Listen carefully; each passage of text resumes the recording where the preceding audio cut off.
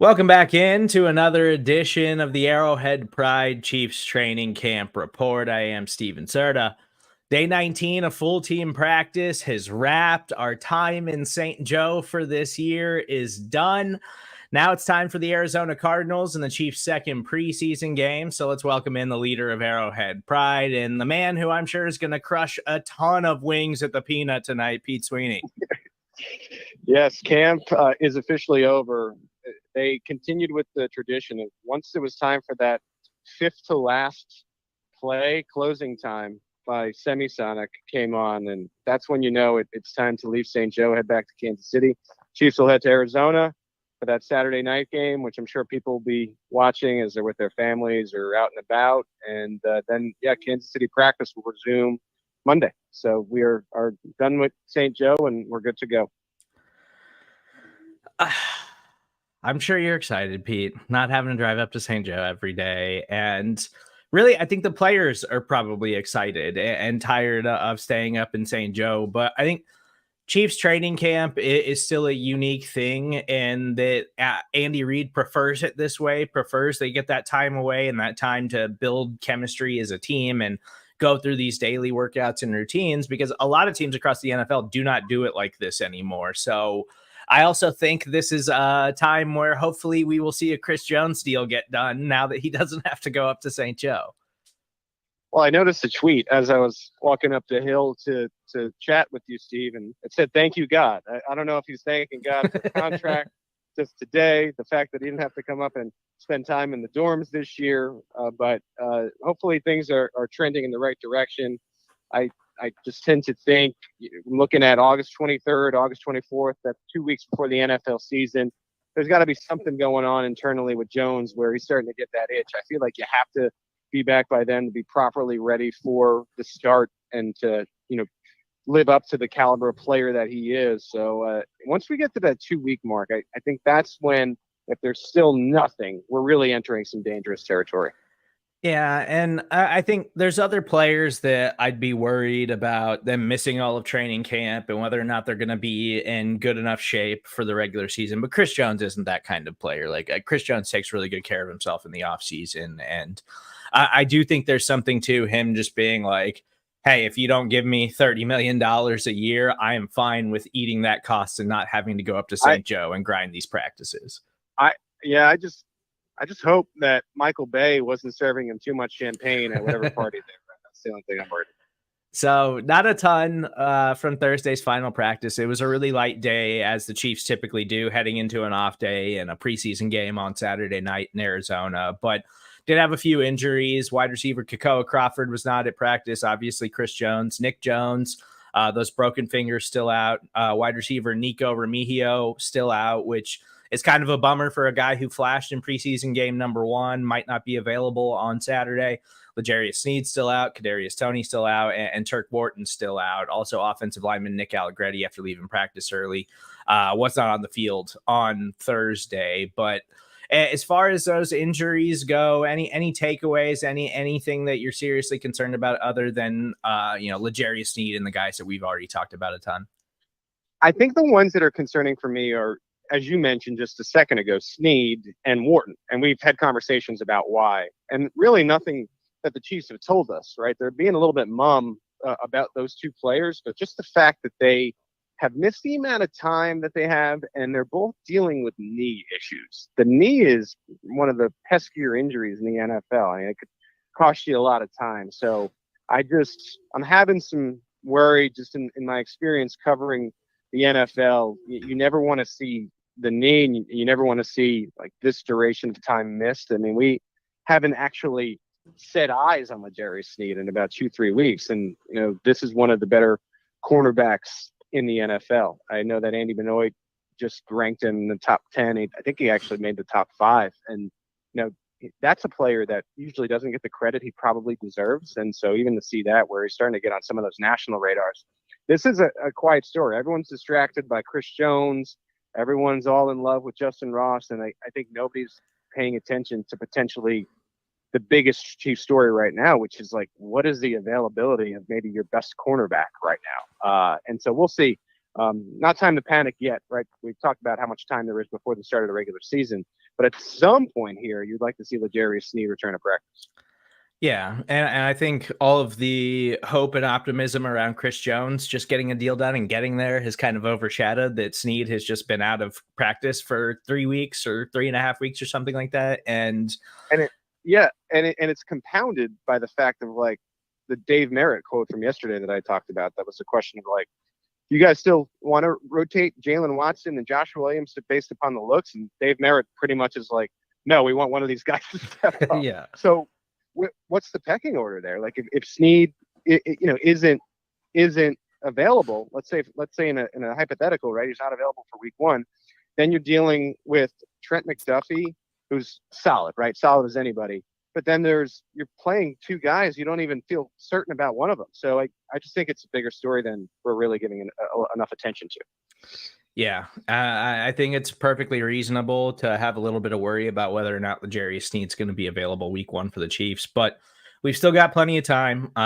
We're, I think, 3 weeks away as of today from the Chiefs kicking off the NFL regular season. So still got plenty of time and a big window to try to make sure he's healthy and available and ready to go for the regular season.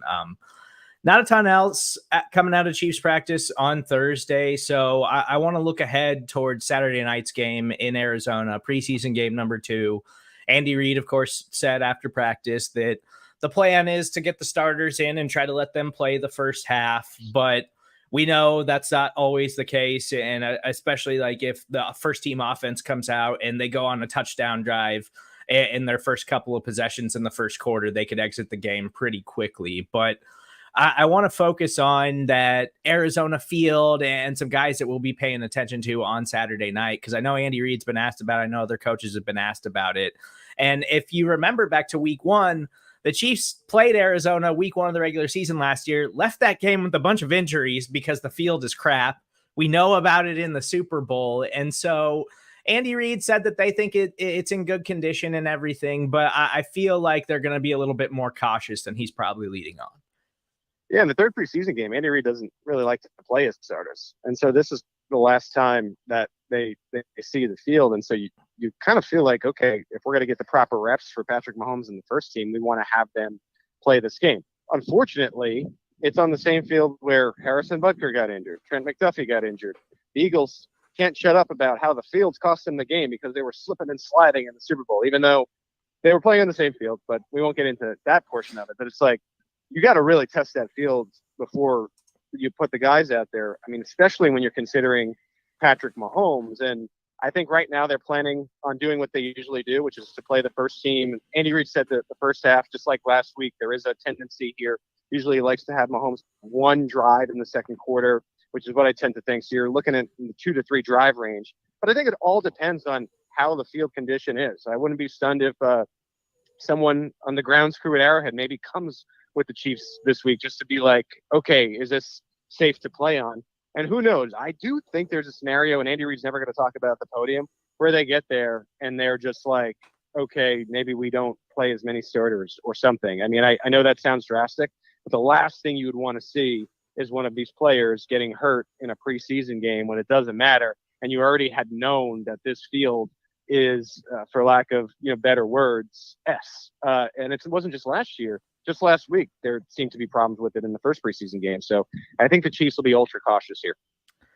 Yeah, it's unbelievable that at this level of professional sports and football, the highest level you can get to, the field is still something that we have to worry about and that coaches and teams have to worry about.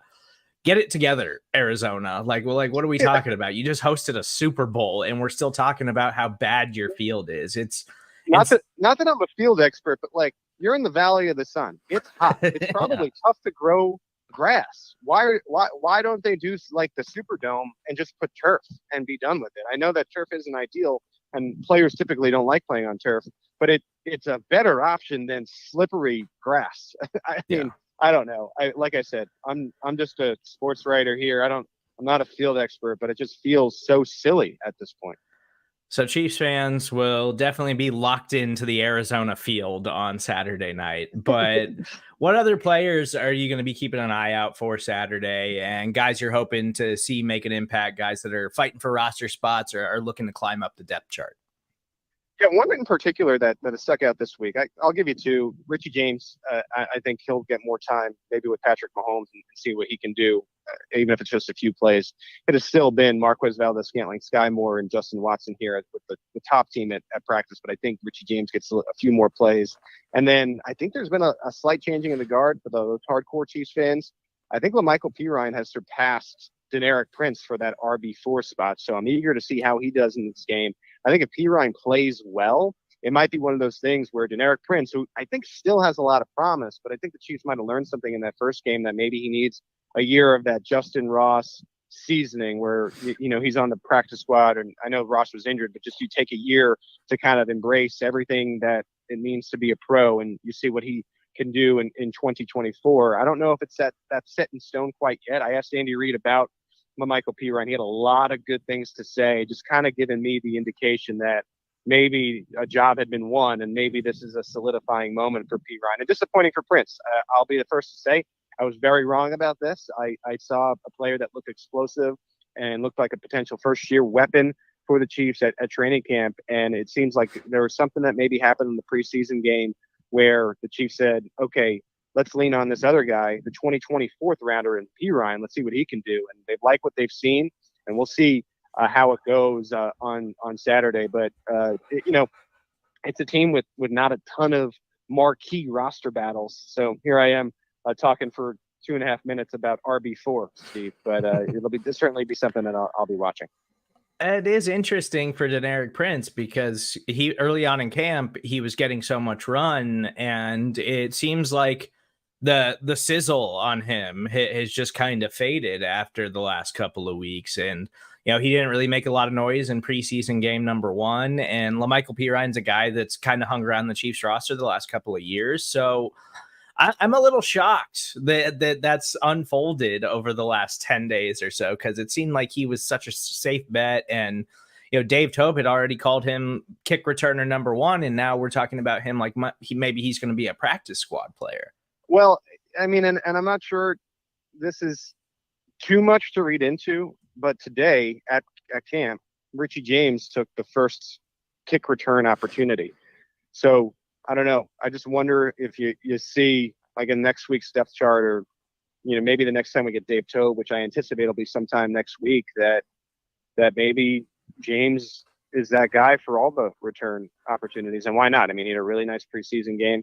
It's definitely a guy that you want to get the ball in his hands. He has experience in the league, and I don't think that anything, if there really was a change, I don't think it means anything about Prince's like career and the pros being done. I just think the Chiefs maybe are looking at him as let's keep him as a practice squad guy, and let's see what we can do with him over the next year, and let's see what he does out here in St. Joe when we're here next year. Here we are talking about St. Joe next year, Steve. We can't do it. We can't do it. Well, and I do wonder, we're talking about cut down day, and you're posting your 53-man roster projections and things like that, and the Chiefs are going to have to make some tough decisions with their depth. And so I wonder if it's also a case with Prince. It's just young player, Chiefs still like him and like his potential, but they have so many other tough decisions to make roster wise. They're just like, we're going to have to make a decision on him and hope that he finds his way back to our practice squad. So that'll be something interesting to watch. He's still going to be a player that should get a lot of run in Saturday's preseason game in the second half, at least.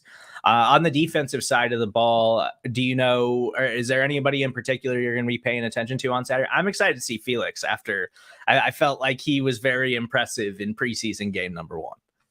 Yeah, I think there was a slight tick of first team work for Felix this week, maybe in preparation of what they're going to try to see what they have on Saturday night. The second and third levels, I think are as they are, so to speak. I've talked already about, even in yesterday's report, about this Watson-Williams battle where they're trying to figure it out over the next 2 weeks. So certainly those quarterback positions, we kind of know that Ladarius Sneed's not going to play in this game. So those are 2 good spots to watch. Number 97, Felix, and seeing what he can do. And then the ongoing quarterback battle for that all-important third spot. If you're listening to us on the podcast, I want to remind you, stick around after the break. After practice on Thursday, we heard from head coach Andy Reid and quarterback Patrick Mahomes, so we'll have those available for you. As always, please make sure you subscribe, rate, and review everything that we're doing on the Arrowhead Pride Podcast Network. Follow all of our coverage on the Kansas City Chiefs at arrowheadpride.com, and you can follow Pete on Twitter at PG Sweeney. Our time in St. Joe has passed, but it's on to preseason game number 2, and we're one step closer to the regular season.